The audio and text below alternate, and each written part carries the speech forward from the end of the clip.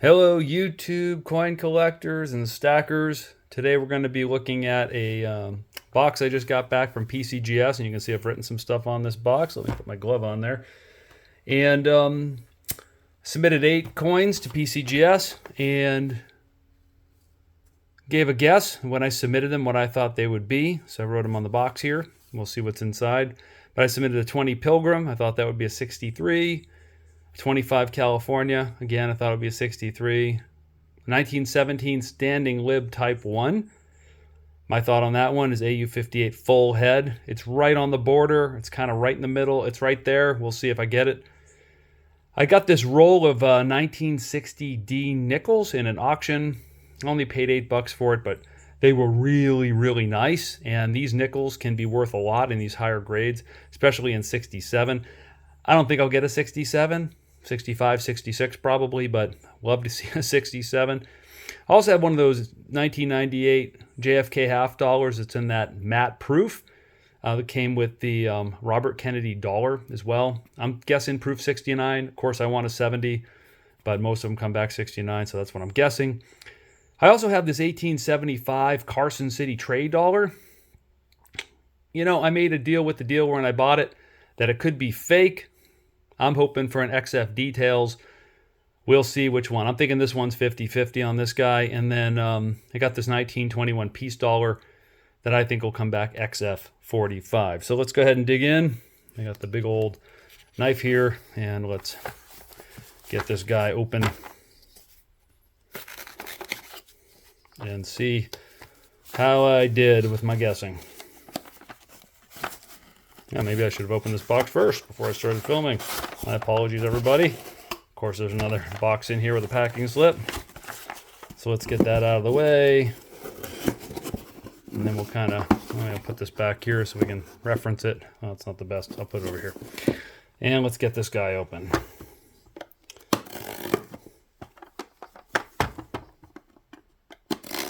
Okay.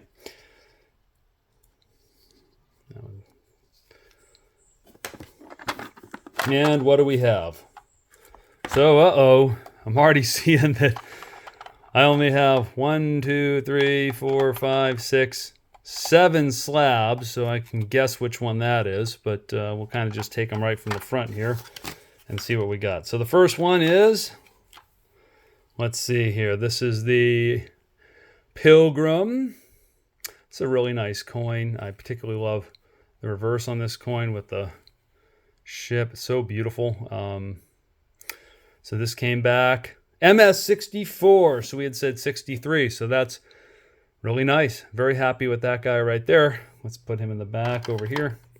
Next one is, we'll just save this one for last. That's probably not good news. All right.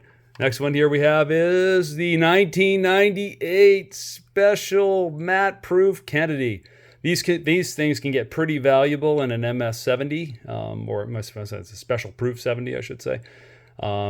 These get pretty valuable.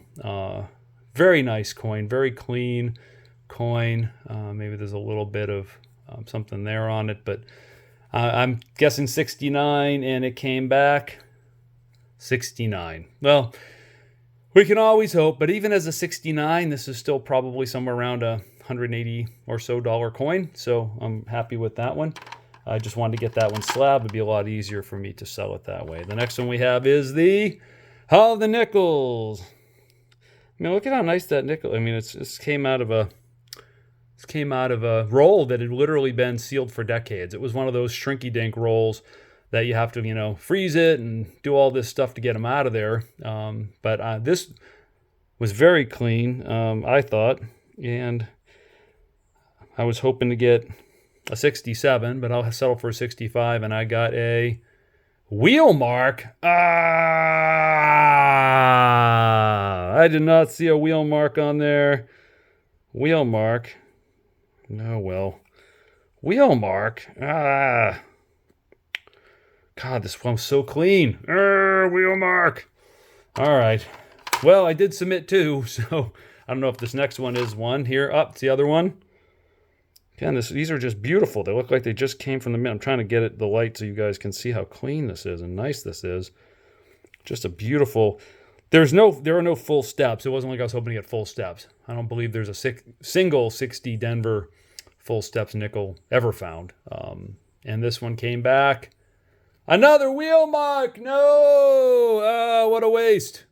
Again, if these guys get a 67, they're like $1,200. And then at 66, they're like $50. So at least at a 66, I'd kind of cover my cost to get these things graded. But unk details. Wheel mark.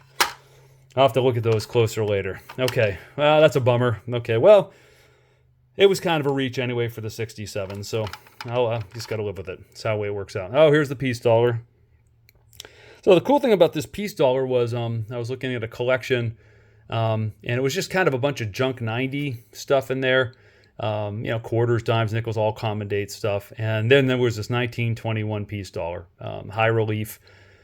And I thought it was pretty nice. I looked at it. You can see the flatness on the hair and stuff there. It's hard to grade these because you don't know. These were so hard to strike up.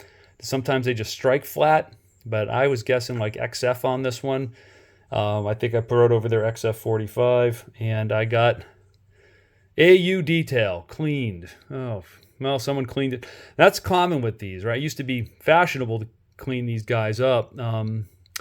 I didn't see the cleaning on this one. I saw this really nice antiquing on it. I really liked it. But hey, I thought it was XF and it's AU. So I guess, life's all about give and take, I suppose. And they took that one away, but they did give me something back. So, AU, I'm happy with the AU detail. It's clean. It's the cleaning on it. If it's not obvious to me. See if you guys can see it. Do you see any? I don't see any hairlines or anything on this. Oh, well. I'm not going to crack it out and resubmit it, but it's a really nice coin. It really is. The patina on it is lovely, and I'll live with that. I can live with an AU. It's very lightly cleaned. Anyone who looks at it could see that. Okay, the next one we got here is, oh yes, the standing lib. Look at the shield. So look at how nice the standing lib is. I bought this off a dealer. An old woman had walked in with a baggie, like literally a sandwich baggie, and she pulled out a couple of these libs, and I bought one right there. I think I paid $190 for this, and I looked at it, I said, that's a pretty strong AU. I was hoping maybe I could get a low MS, like 61, 62, but I was pretty sure it was AU. But it's super clean, super nice on this. Yeah, there's some toning and stuff on it, but you can see it's a Type 1. There's no stars under the eagle there. And what did we get? We got wow, AU 58 full head. I got the full head. Oh, lovely. Yeah, it was right on the border there. And you can see it.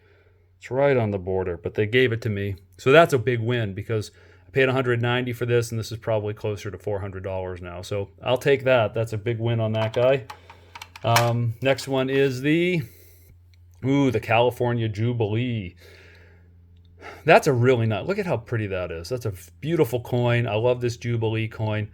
Honestly, I buy coins with bears on them because my daughter and I, love bears, and that's her favorite animal. I think I just got this because it had the bear on it.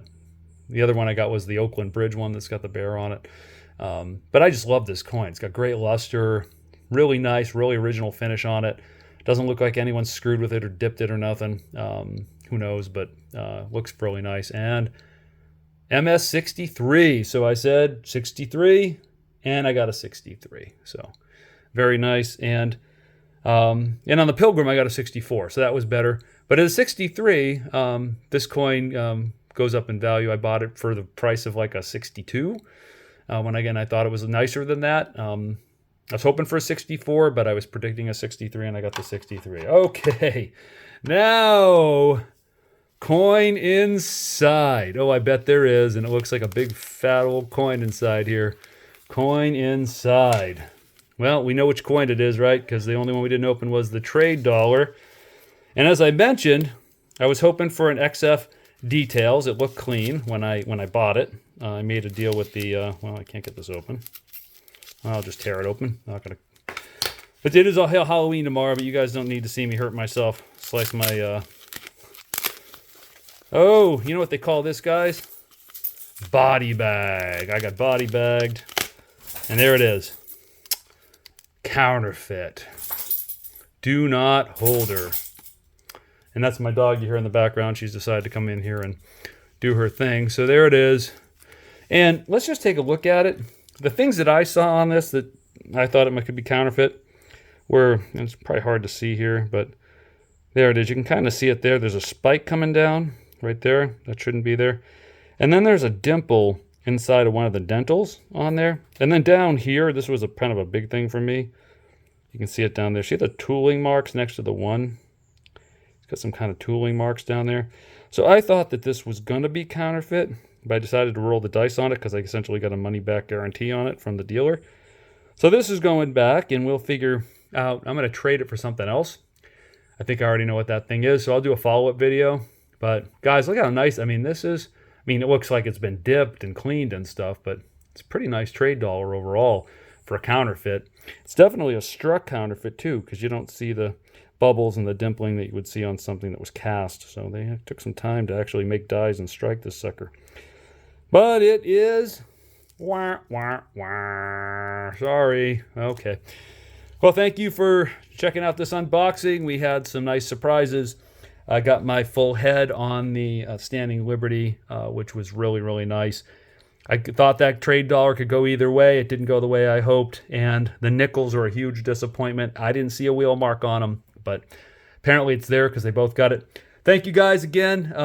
I'll be back soon with an update on the sale of the 2024 Flowing Hair Silver Meadow, so come back and check that out. Thank you again for watching, and happy collecting.